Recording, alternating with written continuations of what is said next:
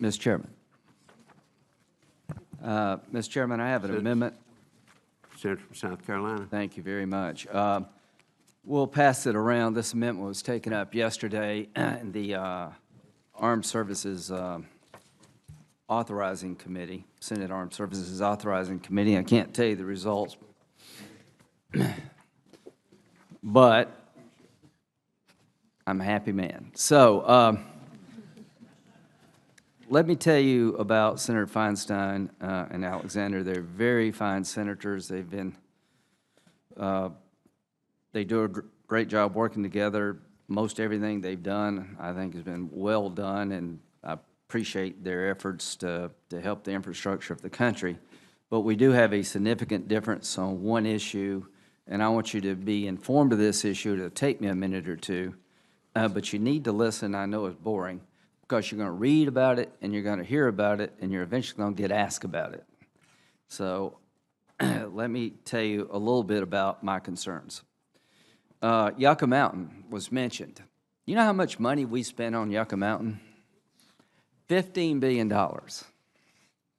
And what do we have to show for it? A hole in the ground. I'd like to take this committee on a tour of big projects that cost a lot of money that went nowhere. The Barnwell Reprocessing Facility, most of you don't know what I'm talking about, but most of you understand reprocessing. Senator Feinstein said, what do we do with all the spent fuel stored on site? That's a great question. Most nuclear nations, not all, but most, reprocess. The French have a reprocessing facility. The Japanese have a reprocessing facility. The British had a reprocessing facility. What does that mean? That means you take the spent fuel rod and you extract about 90% out of the rod and put it back into the fuel cycle rather than burying it in the ground. We were going to do that in America, and we're going to do it in South Carolina. We're always looking for good things to do for the nation. We built it. In 1978, within about a month or two of it being built, we shut it down. You're welcome to come look at it. It is a great place to hunt deer. It's probably the most expensive deer stand in the history of the world. This is a complete facility that is being overtaken by nature. So President Carter said, I want to close the fuel cycle. I don't want to keep it open. I want to show the world the right way to do it. Well, the world heard what we had to say, and they went another way. They have less problems storing their spent fuel than we do, because most of it doesn't go in the ground. It goes back into the reactor. So you're welcome to come see the Barnwell facility after you go to Yucca Mountain. You're also welcome to come to see the MOX plant. And let me tell you a little bit about the MOX plant.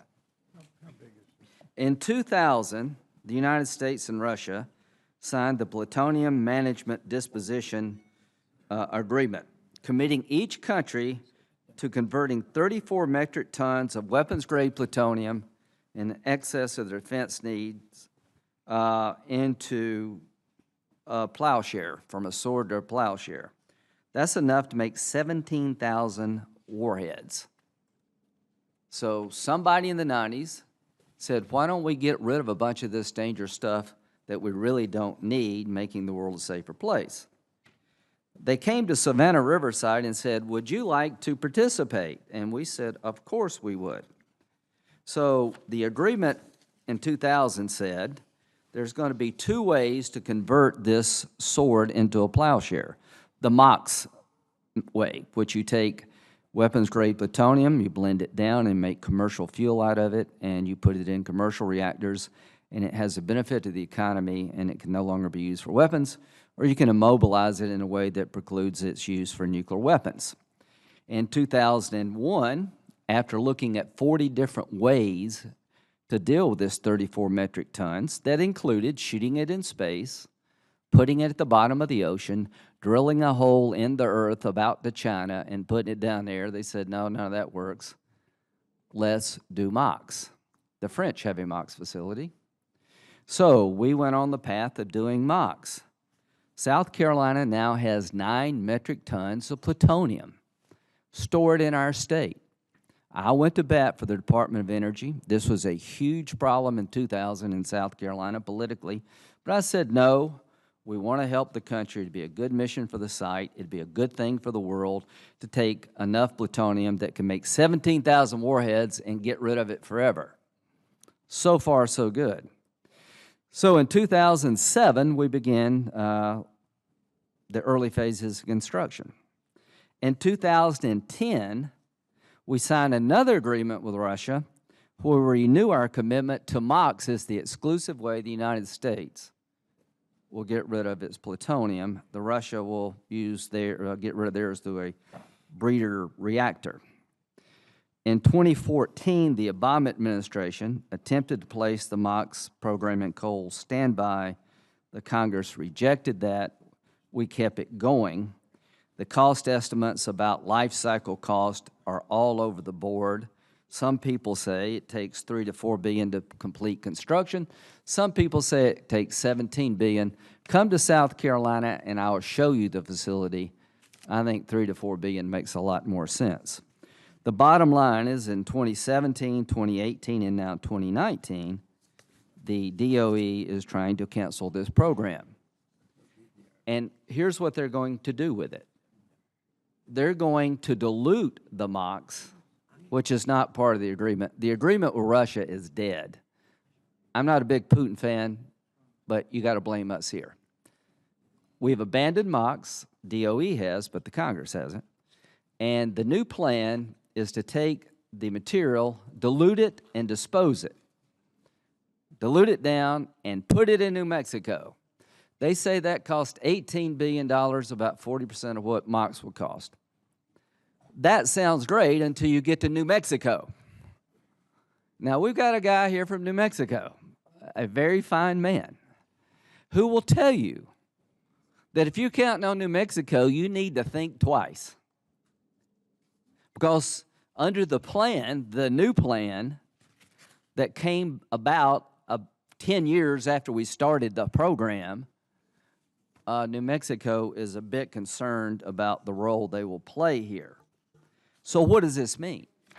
It means if we cancel MOX, that pathway forward is gone, and you've got a $5.2 billion investment, which I will gladly show you. That's going to become another deer stand. I don't know what we're going to do with it. They're talking about why don't we convert it into pit production? Nobody envisioned this thing to be used for pit production. That's problematic at best, more designed to please me than anything else. We were promised pit production in 1996. In 2004, they canceled it.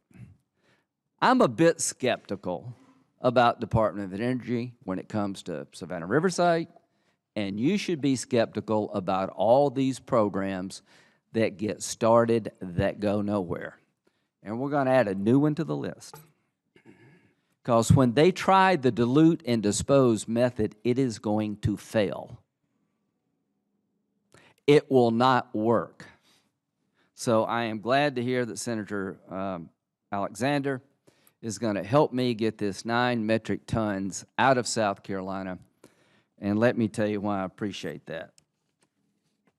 It will be good for you to help me because the 2 senators from South Carolina and the 2 senators from Georgia are going to make life very difficult around here. I advocated for a mission that I thought was good for the world, the country, and the state of South Carolina.